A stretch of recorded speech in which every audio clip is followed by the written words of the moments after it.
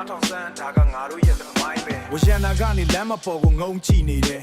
အကွဲနေတဲ့ကတ္တရန်ပေါ်မှာမိုးရေတွေဆိုလို့ဖိနှက်မပါပဲလမ်းလျှောက်နေတဲ့ညီလေးတယောက်ဗိုက်ထဲကစာလောင်မှုကငါကောင်းကောင်းမှမိတယ်အိတ်ထဲကခောက်ထားတဲ့ငွေစက်ချို့ကိုထုတ်ပေးလိုက်တယ်လေကထေမှာဖုံနှံတွေနဲ့တိတ်ကိုပြန်မြင်တယ်ဒါကလူမဟုတ်ဘူးမျောလင်းချက်တွေရင်းနှီးမြုံနှံတာဒီရက်ကွက်ကအေးစက်ပေမဲ့နှလုံးသားကနှွေးထွေးနေတော့မဲ့လေကထေမှာဖုံနှံတွေနဲ့တိတ်ကိုပြန်မြင်တယ်လူတိုင်းကသက်ရှင်ဖို့အတွက်ရုန်းကန်နေရတာအချင်နာဆိုတာဒီနေရာမှာအကုန်လုံးနဲ့မျှဝေမဲ့ဒါဟာငါရဲ့လမ်းစဉ်ငါရဲ့စီကံပဲမာနာတွေကိုချန်ထားပြီးလက်ကမ်းပေးဖို့မကြောက်နဲ့အောက်ခြေကလူတွေအတွက်ခွန်အားဖြစ်စေခြင်းတဲ့တိုက်ပွဲတွေကြားမှာငါတို့ဟာတသားတည်းပဲဒါဟာငါရဲ့အချင်နာမွေပဲရွှေတွေငွေတွေထက်ကိုယ်တန်ဖို့ရှိတဲ့အရာ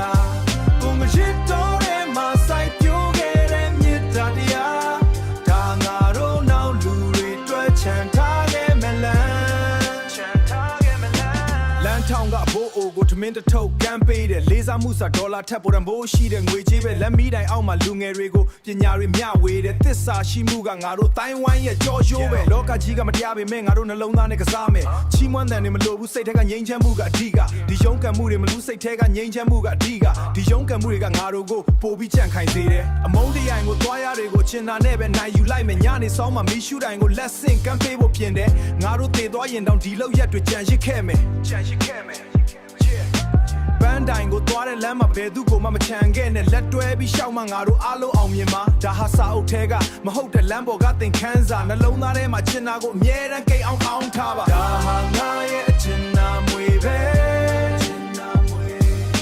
ရွှေတွေငွေတွေထက်ကိုယ်တန်ဖို့ရှိတဲ့အရာ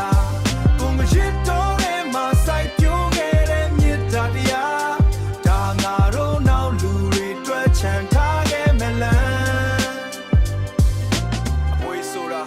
စာပြည့်စုံတွေမဟုတ်ဘူး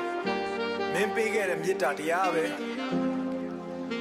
မေတ္တာတရားပဲအချင်နာမွေး